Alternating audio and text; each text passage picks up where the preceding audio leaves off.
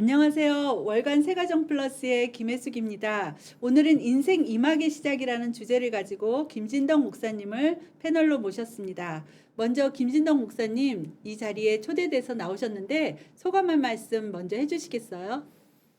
네, 늘 교회에서 영상으로 설교도 하고 그런데 이 교회 밖에 나와서 이렇게 유튜브를 하는 것은 처음인 것 같아요. 그래서 좀 얼떨떨하는데 잘 인도해 주시기 바랍니다. 네, 감사합니다. 아마 45년 동안의 목회 사역을 하신 분이라 굉장히 노련하게 말씀도 잘해 주시리라고 생각이 드는데요. 45년 동안 이제 교회 안에 머무시면서 목회를 하셨는데 이번 주제를 저희가 잡기를 노동 그리고 쉼이라는 주제거든요. 그 주제에 맞춰서 우리 목사님의 그 목회 생활을 돌아보실 때 어떤 생각이 드시는지 먼저 그 소감 한 말씀 먼저 해 주시겠습니까? 그렇죠. 신학에 입문해서 45년 동안 너무 줄기차게 달려왔던 것 같아요. 그리고 또 그 달려온 길을 정년까지 교단이 정한 꼭 가야 될 필요가 있는가 하는 생각도 들고요. 왜냐하면 예수님도 제자를 양성시키시고 33년 새에 하나님 나라로 가셨는데 그렇게 끝까지 꼭 밀고 갈 필요가 있겠는가 하는 생각도 들고, 물론 끝까지 가시는 분들을 폄훼하는 것은 아니고요. 적어도 저에게는 후학들에게 이런 목회의 장을 좀 열어주자고 하는 그런 마음들이 있었습니다. 네. 그러니까 다른 사람보다 한 5년 먼저 조기 은퇴를 이제 하신 건데요. 네. 그걸 결심하게 된 어떤 동기가 있었나요? 아니면 예전부터 이렇게 조기 은퇴를 해야지 하는 그런 마음들이 있으셨나요? 어떤 계기로 조기 은퇴를 하시게 되셨는지요? 어떤 결심이 있으셨는지요? 그 모델은 저희 아버님이시고 또 매형이셨어요. 똑같이 교단에서, 같은 교단에서 아버님도 총회장 역임하시고 65세에, 그런데 매형도 또 총회장을 하시고 역시 65세에 그렇게 다 물러나시더라고요. 그래서 저도 아버님 또는 매형 뒤를 이어서 그렇게 후배의 장을 넓혀주면서 그 뒤를 따르는 것이 자연스러운 일이겠구나. 그렇게 특별히 끝까지 이 길을 70까지 맞춰야 되겠다 하는 생각이 적게 들었죠. 그분들을 보면서. 네. 그러니까 앞서신 분들의 모델이 있으셔서 그 모델을 또 음. 보기가 굉장히 아름다운 모습으로 네. 보이니까 아마 그 뒤를 자연스럽게 따라가신 것 같은데요. 아버님도 총회장이셨고 매형도 총회장이셨는데 목사님은 어떻게 총회장을 하셨나요? 주위에 권유가 네, 있었는데 있으셨을 것 같아요. 제가 생각하기에 네. 우리 교단을 우리 가족 패밀리가 다 해먹는다라는 얘기가 들 것 같아요. 그래서 처음부터 네. 아예 포기를 했습니다. 네. 그래서 목회에 굉장히 전념하시고 목회를 잘 하신 것으로 제가 이제 듣고 이제 그렇게 이야기 들었는데요. 조기 은퇴하신 이후에 바로 하고 싶었던 일이 어떤 일이 있으셨나요? 조기 은퇴를 한 이유 자체가 그렇게 좀 목회를 내려놓고 좀 쉬기도 하고 나를 돌아보고 그러려고 은퇴를 했는데, 그 한 이후에 무엇을 뭐 하느냐, 나이가 젊은데 그렇게 쉬면 어떻게 했느냐 하고 묻는데, 근데 저하고는 안 맞는 것 같아요. 쉬려고 그리고 좀 저를 돌아보려고 했으니 당분간은 정말 쉬고 또 놀기도 하고 저도 돌아보고 그런 일만 하려고 합니다. 목사님 취미 활동이 또 여러 가지로 많다고 들었는데요. 그 이제 쉬면서 놀면서 어떤 것을 주로 하시게 되나요? 지금 한 2달 정도 지나셨는데 네. 네, 어떤 일들을 하셨나요? 제가 중고등학교 시절 또 청년 시절에 이렇게 여러 가지를 했어요. 뭐 보컬도 만들어서 멋진 뭐 블랙스톤이라는 타이틀을 가지고 기타도 치고 피아노도 치고 노래도 부르고 또 운동도 좋아해서 볼링도 하고 당구도 치고 또 태권도도 하고 덤블링도 하고 여러 가지를 했었는데 은퇴하고 좀 그런 것들도 다시 좀 해보려고 하는데 체력은 좀 딸리지만 조금씩 다시 그 감각이 되살아나는 것 같더라고요. 네.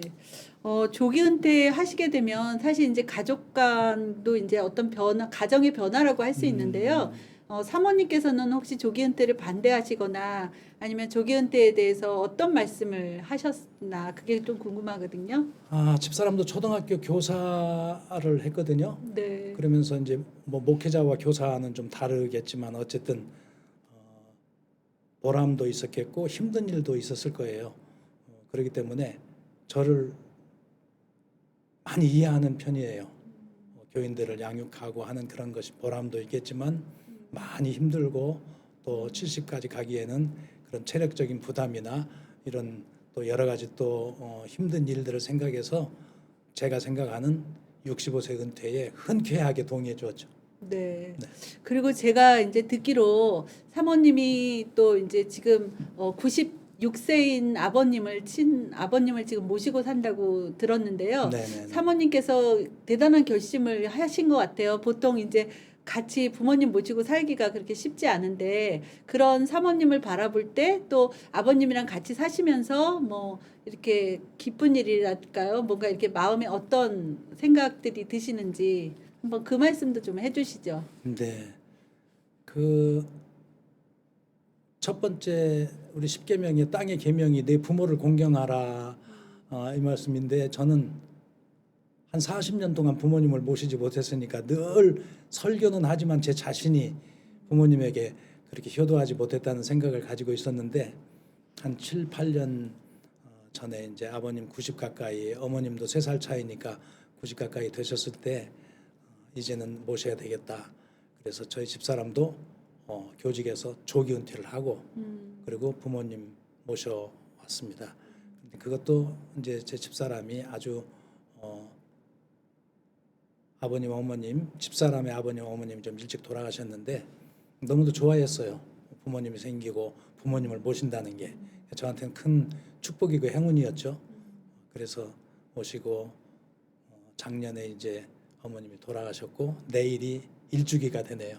지금은 아버님 모시고 그렇게 살고 있습니다. 네, 사모님이 굉장히 요즘의 고령화 사회에 정말 힘든 일이실 것 같은데 굉장히 좋은 모범적인 그런 사례를 보여주신 것 같은데요.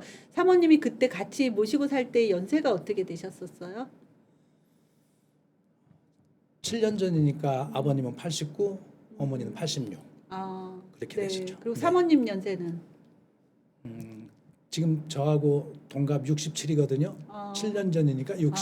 네. 그러니까 한갑이 되시면서부터 부모님을 이제 모시기 시작했는데 굉장히 젊은 사람처럼 굉장히 사실 체력이 굉장히 많이 소모됐을 텐데 잘 모시고 사시는 것 같아요.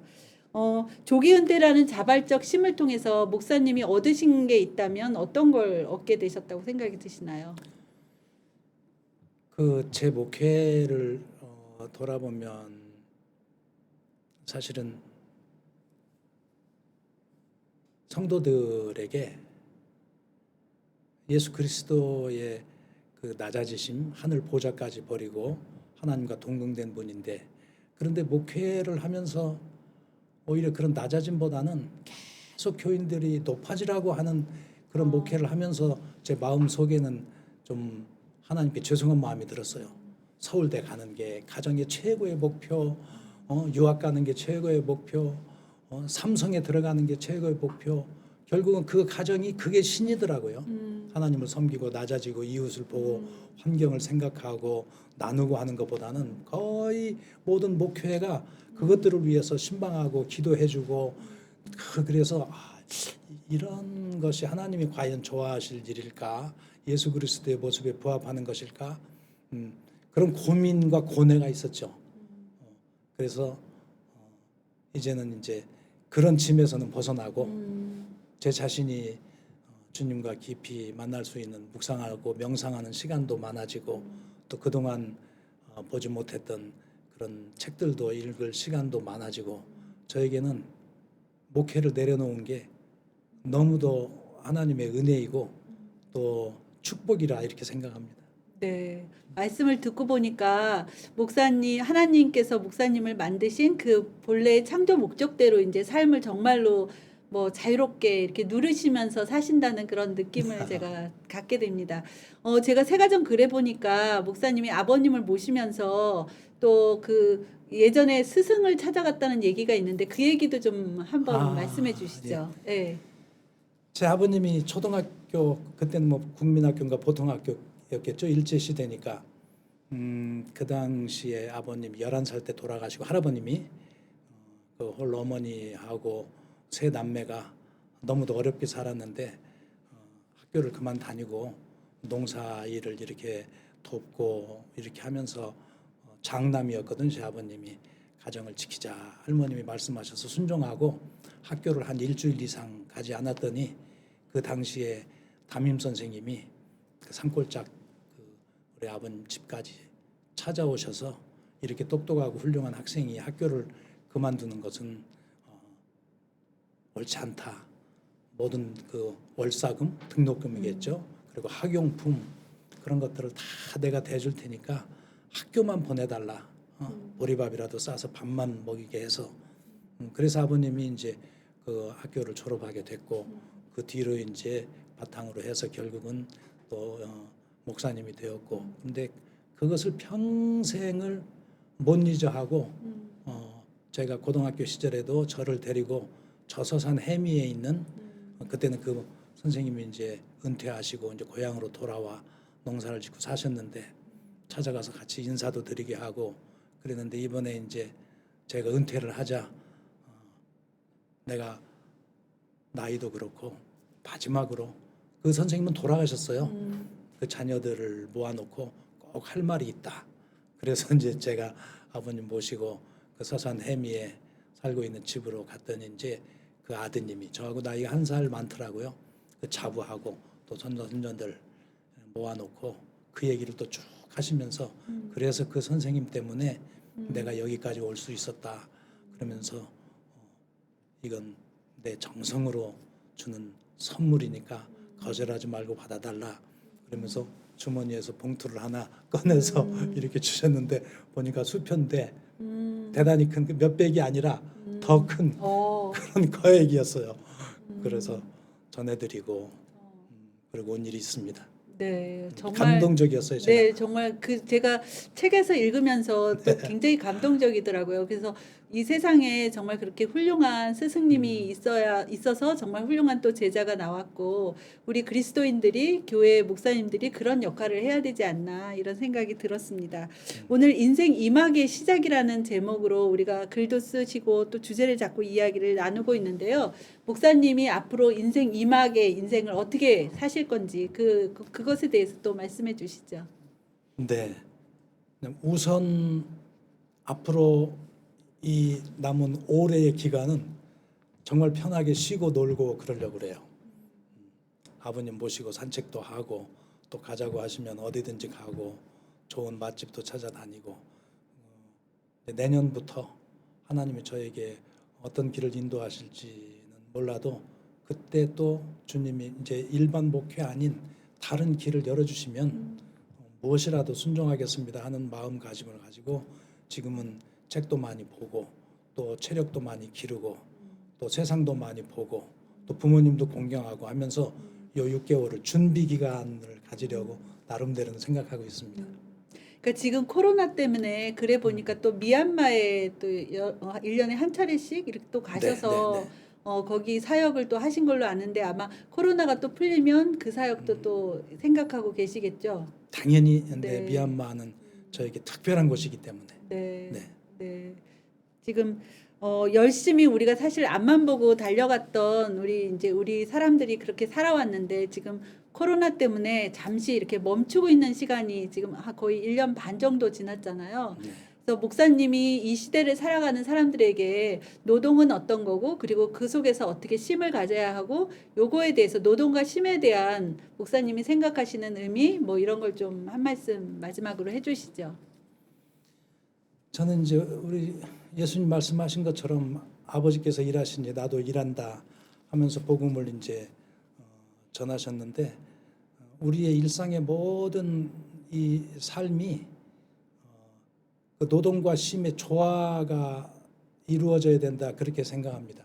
뭐 교육자든 아니면은 일일 노동자든 어떤 환경에 있더라도 또 어떤 그런 노동 현장에 있더라도 그곳에서 열심히 일하면서 또 보람을 느끼고 또 주님이 주신 일에 감사함을 느끼고 그 둘을 나누지 말고 조화를 이루면서 쉼과 노동의 조화를 이루며 우리의 이 짧은 인생을 감사함으로 쭉 이어나가는 것이 가장 바람직하지 않는가. 무조건 어떤 돈을 많이 벌고 높아지고 성공하고 하는 것보다는 자기의 처한 삶의 자리에서 최선을 다해 일하며 또 거기에서 기쁨과 쉼도 누리고 감사함도 느끼고 그러면서 살아가는 게 보람 있는 성도의 그런 삶이 아닐까 하는 소박한 생각을 가집니다. 네, 네, 좋은 말씀이신 것 같아요. 아까 좀 전에 여쭙고 싶었는데 사실 못 여쭤본 건데 미얀마에서는 어떤 사역을 하셨었나요? 근데 우리 교단의 해외 선교 그 담당하는 이제 후배 목사님하고 우리 교회가 이제 그 미얀마의 선교 협약을 맺고 계속 이제 파트너십을 유지하고자 하는 그런 목적으로 방문을 했다가 그 후배 목사님이 그 미얀마 현지에서 갑자기 뇌출혈과 심장마비로 그냥 길을 밤중에 가시다가 별을 보면서 걷다가 쓰러졌는데 돌불에 걸린 줄 알았는데 사망을 했어요. 그래서 그 처리를 정말 어렵게 제가 외국인이기 때문에 그 나라에서는 경찰 조사도 받고 군인 조사도 받고 이리저리 영사들도 또 오고 뭐 큰 문제였었는데 하나님 은혜로 잘 처리하고 화장을 하고 돌아와서 그 뒤로 우리 이제 그 친구의 동기들 또 우리 교회 저 또 뭐 여러 기관들이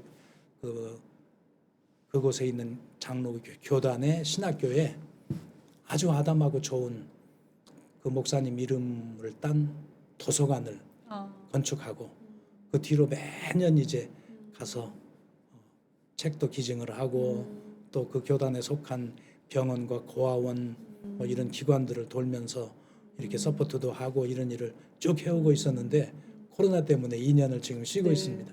네. 풀리면 바로 가야죠. 네, 네. 지금 사실 미얀마에 굉장히 힘든 시기를 보내고 있잖아요. 거기에 그래서 많은 미얀마 백성들이 고통 중에 있는데 그들을 위해서도 우리가 기도하고 하루빨리 미얀마가 평화로운 나라가 될 수 있었으면 좋겠습니다. 마지막으로 우리 새가정 독자들에게 한 말씀 마지막으로 하시고 싶은 얘기 있으시면 하시면서 오늘 순서를 마치려고 합니다. 네. 제가 훌륭한 목회자도 되지 못했고 이렇게 훌륭한 목회도 하지 못했는데 이렇게 불러주셔서 제 얘기를 들어주시고 이것을 또 우리 독자들이 듣는다고 생각하니까 혹시 제가 했던 그런 여러 의견이나 발언 중에 미숙한 점이 있다면 널리 용서해 주시고요. 그리고 우리 새가정의 모든 독자들을 위해서 또 새가정 또 가정협의회를 위해서 앞으로 더 기도하고 협력하고 또 증경회장으로서 참석도 많이 하고 그렇게 힘쓰겠습니다. 너무 감사합니다. 네, 감사합니다. 오늘 인생 2막의 시작을 주제로 말씀을 나눠봤는데요. 여러분들도 인생 2막의 시작을 잘 준비하셔서 인생 2막을 잘 펼치시는 그런 분들이 되시길 바랍니다. 이것으로 마치겠습니다. 감사합니다.